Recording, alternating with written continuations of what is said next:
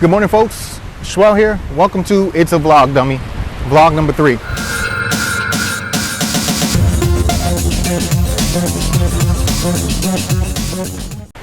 Big topic for this week is definitely going to be Orlando Club Pulse, the mass shooting, and what we're going to call an act of terrorism, because that's what it is. A U.S. citizen used a firearm that he purchased legally to commit the biggest mass shooting on U.S. soil ever. He exercised rights that you and I all love and share.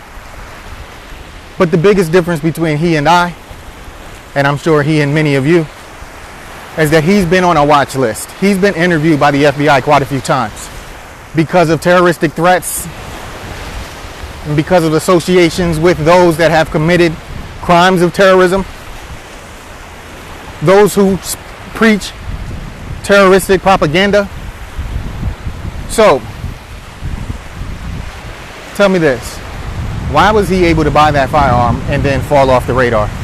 When someone's been on that list, someone's been interviewed as many times as he has, someone who has said and done the things that he's done and is associated with the people that he's associated with, when he did his background check, he had not committed any crimes yet.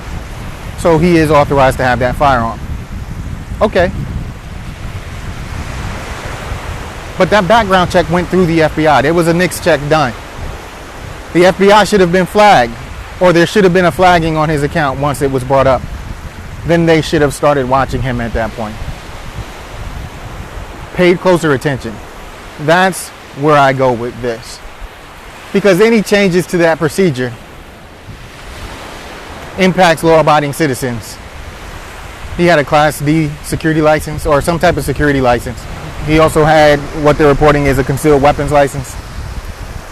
And the only thing that means is that when he purchases a gun, he can leave the store that he's purchasing that firearm that day with the gun, as opposed to waiting for 3 days. But he purchased those guns, I think, 12 days before the massacre. And that tells me that the 3-day waiting period would have had no impact. So his licenses, his CCW, that had no bearing on this situation, unless the NICS check wasn't done. Now, whose hands is the blood on at that point? Because if the FBI isn't doing their job, the guy running the FBI isn't doing his job, and the guy that is the boss of the guy running the FBI isn't doing his job. And where does that point? That points to the person that's going to point to the guns as being the problem, when in essence it's always the people. People have lapses in judgment. People let people fall through the cracks. People have hate in their heart, and they let that hate dictate their actions. You know what I hate?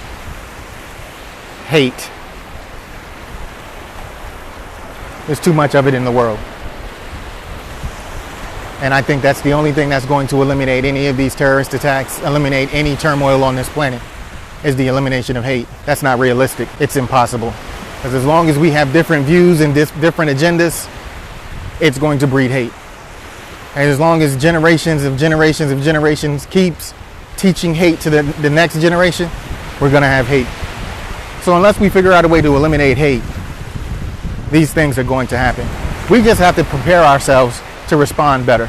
We have to prepare ourselves to be a little bit more proactive. It's time that we recognize what the poison is, and that poison is hate. We need to get the hate out of our hearts. We need to stop looking at the negative side of everything and how it's different than what you believe in. I'm saying something without saying it, because I don't like controversy. I'm not here to stir the pot. The only time I say things negative are when they're backed up by facts, because I like being that guy. Well, this is Schwell. I hope you guys enjoyed It's a Vlog, Dummy, episode 3. I'm going to roll in some other footage, but I hope you're out there having fun, being safe, and also being responsible, and I'll hit you with the 2 fingers. Later.